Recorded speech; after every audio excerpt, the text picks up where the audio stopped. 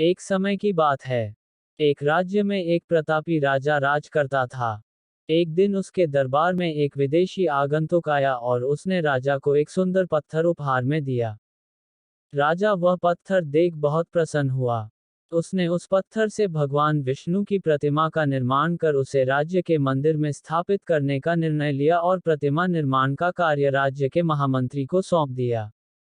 महामंत्री गांव के सर्वश्रेष्ठ मूर्तिकार के पास गया और उसे वह पत्थर देते हुए बोला, महाराज मंदिर में भगवान विष्णु की प्रतिमा स्थापित करना चाहते हैं। 7 दिवस के भीतर इस पत्थर से भगवान विष्णु की प्रतिमा तैयार कर राजमहल पहुंचा देना। इसके लिए तुम्हें 50 स्वर्ण मुद्राएं दी जाएंगी। 50 स्वर्ण मुद्राओं की बात सुनकर मूर्तिकार खुश हो गया और महामंत्री के जाने के उपरांत प्रतिमा का निर्माण कार्य प्रारंभ करने के उद्देश्य से अपने औजार निकाल लिए। अपने औजारों में से उसने एक हथौड़ा लिया और पत्थर तोड़ने के लिए उस पर हथौड़े से वार करने लगा। किंतु पत्थर जस का तस रहा। मूर्तिकार ने हथौड़े के कई वार पत्थर पर किए, किंतु पत्थर नहीं टूटा।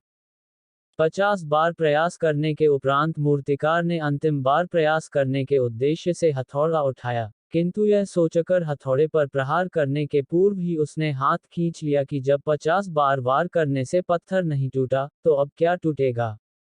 वह पत्थर लेकर वापस महामंत्री के पास गया और उसे यह कह वापस कर आया कि इस पत्थर को तोड़ना नामुमकिन है। इसलिए इससे भगवान विष्णु की प्रतिमा नहीं बन सकती। महामंत्री को राजा का आदेश हर स्थिति में पूर्ण करना था। इसलिए उसने भगवान विष्णु की प्रतिमा निर्मित करने का कार्य गांव के एक साधारण से मूर्तिकार को सौंप दिया। पत्थर लेकर मूर्तिकार ने महामंत्री के सामने ही उस पर हथौड़े से प्रहार किया और वह पत्थर एक बार में ही टूट गया। पत्थर टूटने के बाद मूर्तिकार प्रतिमा बनाने में जुट गया।